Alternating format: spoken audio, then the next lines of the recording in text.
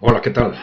Bueno, ya sabéis, por favor, dejarnos preguntas o comentarios que iremos respondiendo en la medida en que podamos a través de estos vídeos y darle a la tecla de suscribirse si no estáis suscritos, que ya sabéis que es gratuito.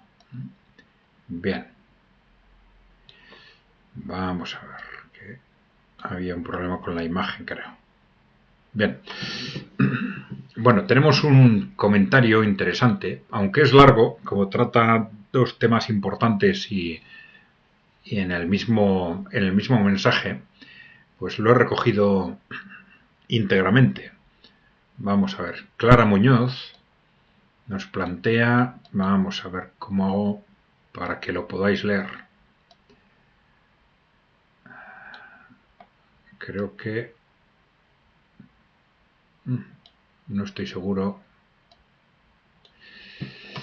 No estoy seguro de si así vais a poder leerlo, pero bueno, si no, mientras tanto, voy leyéndolo yo.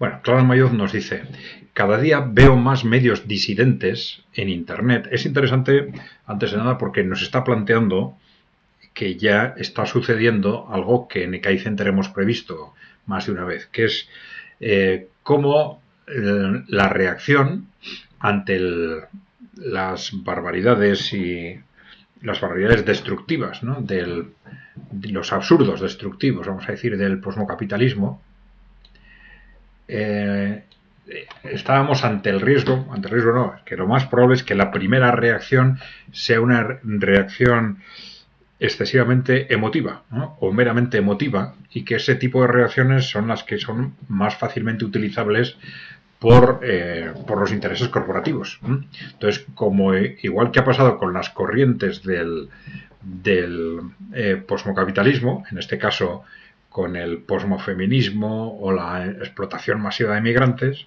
pues la reacción frente a los absurdos y absurdos destructivos de estas políticas tiende a ser emocional.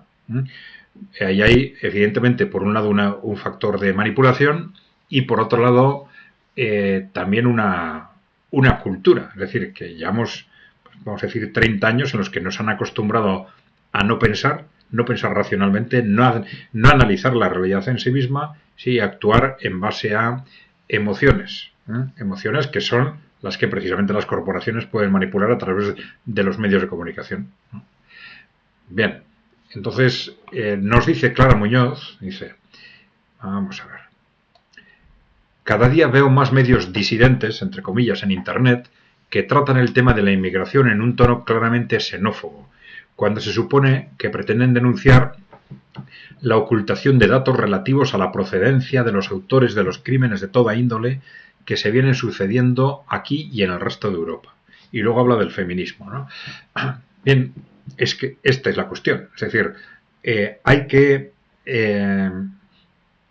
enfrentarse a este tema de forma racional.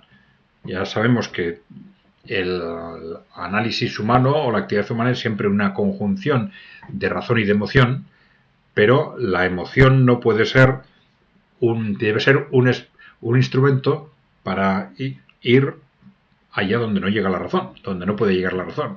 No puede ser un instrumento para sustituir a la razón, ¿no? O esconder la razón, ¿no? O esconder la realidad a la que la razón nos puede llevar, ¿no? Bien, por eso en este caso también lo importante es analizar las cosas objetivamente como son.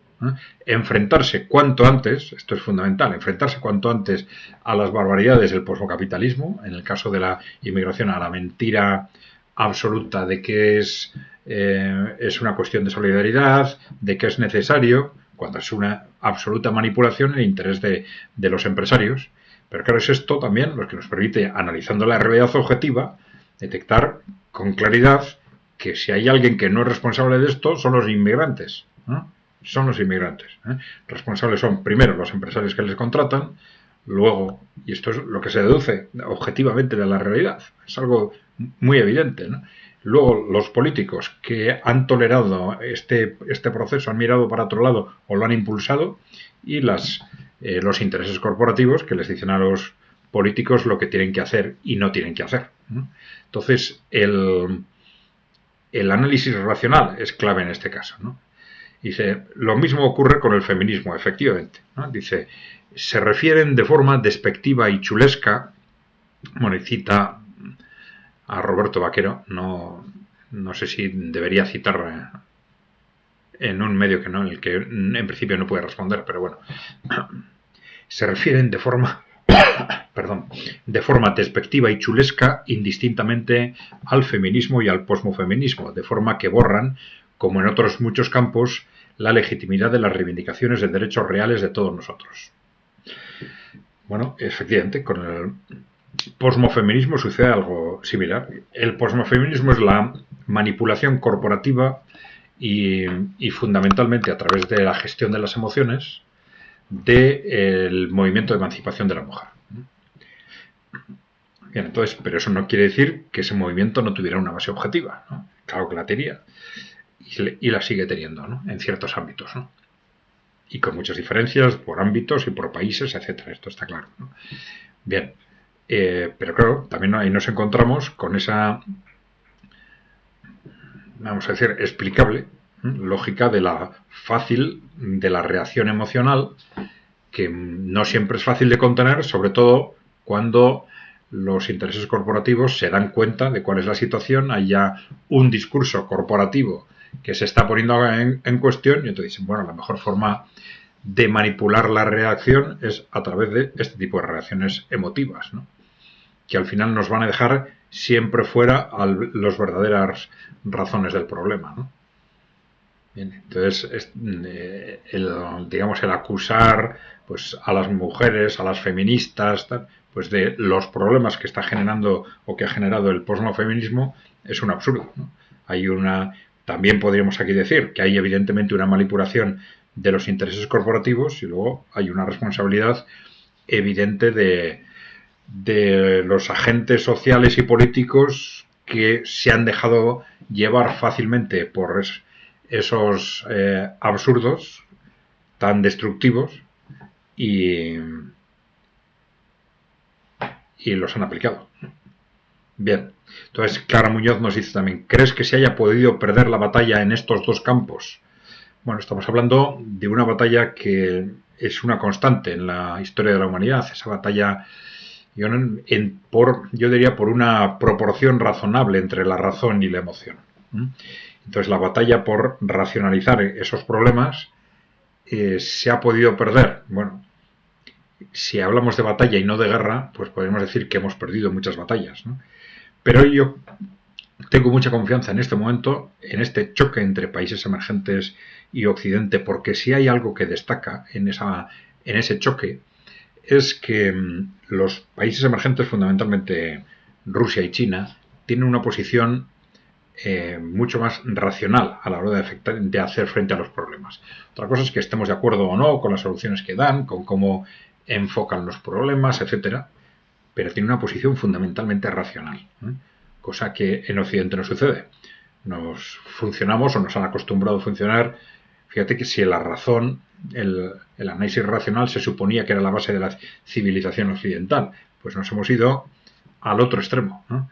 Nos han acostumbrado a funcionar en base a eslogans, en base a palabras que nos esconden permanentemente la realidad y siempre, casualmente, en la dirección en la que interesa a las grandes corporaciones, ¿no? Pero no creo que la guerra se ha perdido, hemos perdido muchas batallas, evidentemente, y esa batalla por la gestión de la gestión correcta de la reacción frente a los disparates del posmocapitalismo, pues es difícil de gestionar en el contexto actual. Es difícil de gestionar. Pero ya digo, el mundo está cambiando muy rápidamente y yo creo que dentro de unos años vamos a entrar en una senda de racionalidad que nos va a ayudar a canalizar todo esto.